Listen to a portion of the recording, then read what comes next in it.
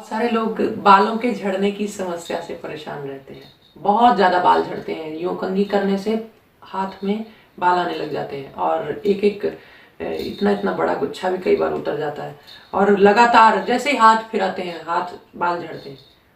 और बहुत सारे ऑयल लगाते हैं लेकिन बाल ठीक नहीं होते। क्यों? क्योंकि हम इसकी रूट नहीं समझ पाते। बाल झड़ते हैं इसलिए क्योंकि हमारी शरीर में वायु अधिक है, पेट में गैस बनती है।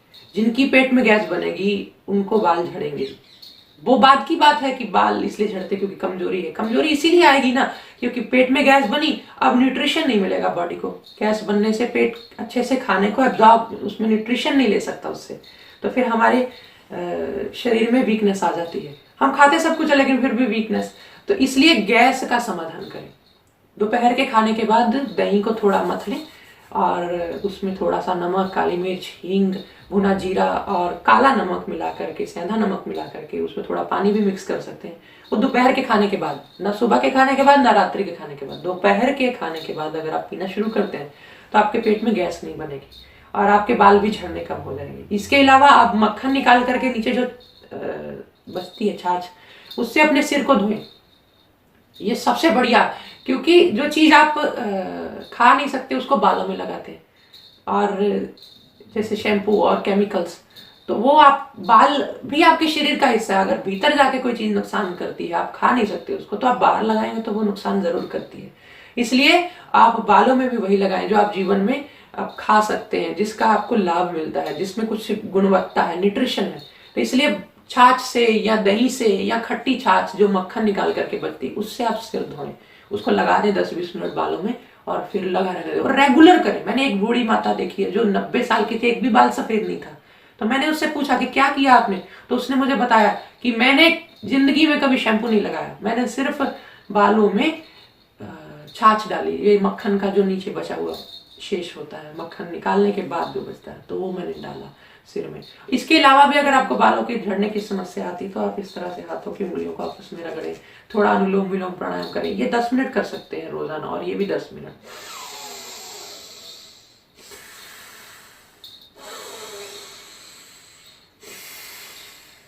इसके अलावा आप अपने सिर में कभी धोना चाहें तो रीठे को रात को कूट पीस करके, रीठा, आंवला, शिकाकाई, तीनों को थोड़ा बहुत, अगर इसमें चाहे तो ब्राह्मी आदि मिला सकते हैं, पाउडर फॉर्म में सबको ले लें, एक एक चम्मच सबको।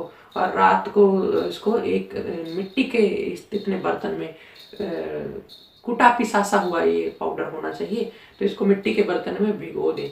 सुबह इसको अच्छी तरह से मलें और खूब मलने के बाद इसको सारे परिवार को आप बांट दें। तो थोड़ा थोड़ा सब सिर में डाल करके, झाग भी बनेगी रीठा से, रीठा थोड़ा ज्यादा डाल लेंगे तो झाग अच्छी बन जाएगी। शैम्पू का प्रयोग ना करें। शैम्पू चाहे कितना भी बढ़िया क्यों ना हो, वो आपके बालों को सही नहीं रख सकता। उससे आपके बालों का धीरे धीरे न्यूट्रिशन खत्म हो जाता है। जिनके बाल झड़े या सफेद होते हैं उनके लिए एक और खास बात, आप कहीं से भी ले सकते हैं, बड़ा सर्व सुलभ है, सीताफल। सीताफल के बीजों को कूटना है, पीसना है, किसी भी दस्ता, इमाम दस्ता में या खरल में आप पीस सकते हैं उसको।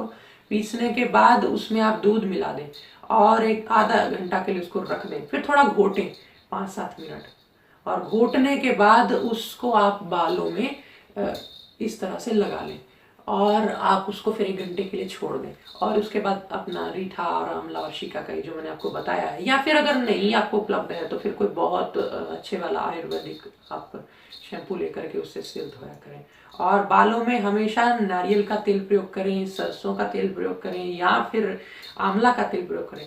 जिन तेलों में खुशबू होती है, जिन तेलों में कुछ अरोमा ऐड किए होते हैं, उनका प्रयोग कभी ना करें क्योंकि उनसे बाल झड़ते हैं। जितने खुशबू वाले तेल आप पसंद करेंगे उतने बाल झड़ेंगे। और बाल झड़ने, बीच से बाल झड़ने का एक कारण और भी होता है कि जिनकी बॉडी में लीवर हीट बनाता है, ज्यादा गर्मी ज्यादा है, उनके बाल झड़ते ही हैं। तो जिनकी बॉडी में हीट ज्यादा है उसकी निशानियां ये है कि होंठ सूखने लग जाते हैं, पैर जलते हैं, गला सूखता है, प्यास लगती है, एसिडिटी होती है। तो ऐसे लोगों का समझ जाना चाहिए कि उनकी बॉडी में हीट ज्यादा है। तो वो भी छाछ पिए दोपहर के खाने के बाद। दही अगर खाएं तो उसमें वो शक्कर मिलाएं, नमक ना मिलाएं। और खट्टी चीजें परहेज करें, नमक, मीठा और मसाले कम कर दें। थोड़ा पानी का ध्यान रखें, पानी समय पे पिए खाने के 1.5 घंटे बाद, और अगले खाने से आधा घंटा पहले तक जितना मर्जी पानी पिए। और इसके साथ साथ आप नारियल का तेल अगर आप यूज़ करते हैं या बादाम का तेल यूज़ करते हैं या आंवले का तेल यूज़ करते हैं तो सबसे।